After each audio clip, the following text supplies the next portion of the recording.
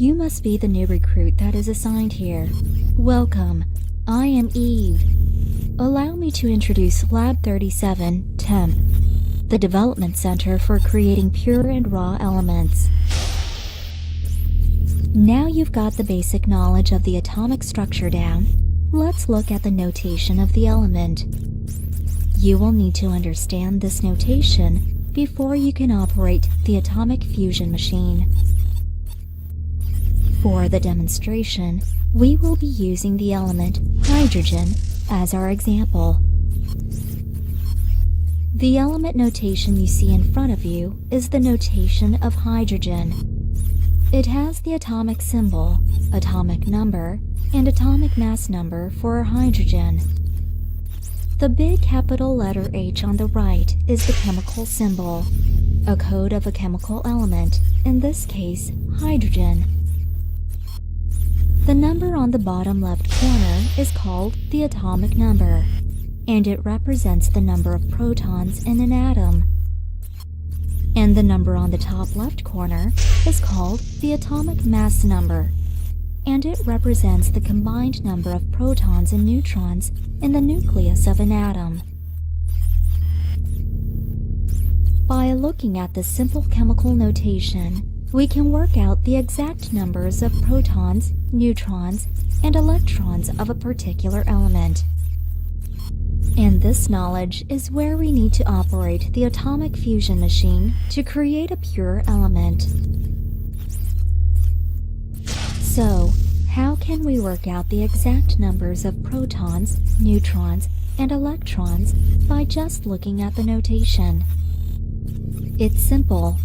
We know the number of protons of the element with the atomic number, in this case 1. So it means hydrogen has 1 proton. And we know the number of electrons has to be the same as the number of protons in an atom to balance out the electric charge.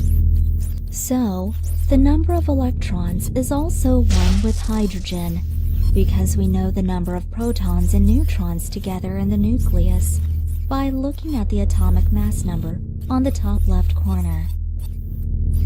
So, the number of neutrons in an atom is the atomic mass number minus the atomic number, in this case 2 minus 1. The result is 1, and we have worked out the number of neutrons in hydrogen. And this works in all of the elements whenever you see this notation. You will be able to work out the numbers of protons, neutrons, and electrons in the atom. And this is really awesome. Now you are ready. You now have the knowledge and skill to operate the atomic fusion machine and start to create the pure element with this technology. Now, hold up your right controller so we can equip you with the particle gun that allows you to interact with the machine. There, you are now ready to start. We will create our first element together as I show you how you can create a pure element with the knowledge you just acquired.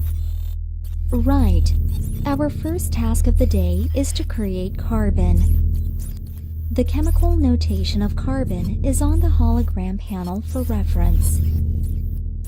It has the chemical symbol of letter C, atomic mass number of 12, and the atomic number of 6. The first stage of the atomic fusion is the creation of the nucleus. We need to tell the machine how many protons and neutrons are in the nucleus of carbon. Please input the correct number of protons for carbon according to the chemical notation.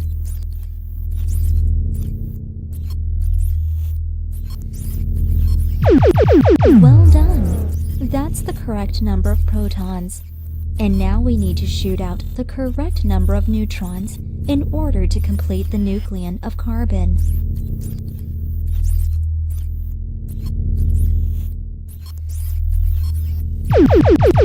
Marvelous!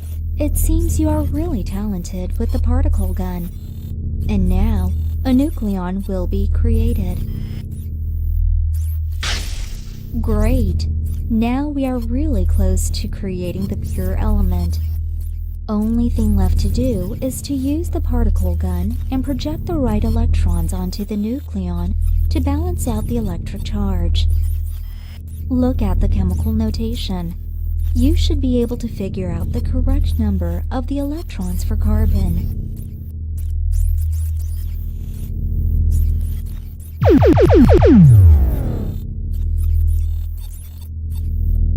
Wonderful! It's done. Now sit back and enjoy the science. Beautiful, isn't it? It is difficult to imagine that something so pure and simple is made of atoms, protons, neutrons, and electrons that you've just seen. And this is the power of our atomic fusion machine. You have now created pure carbon from a series of commands issued to it. I hope you've learned something from it, and you will be able to create any elements that we request in the future from this workstation.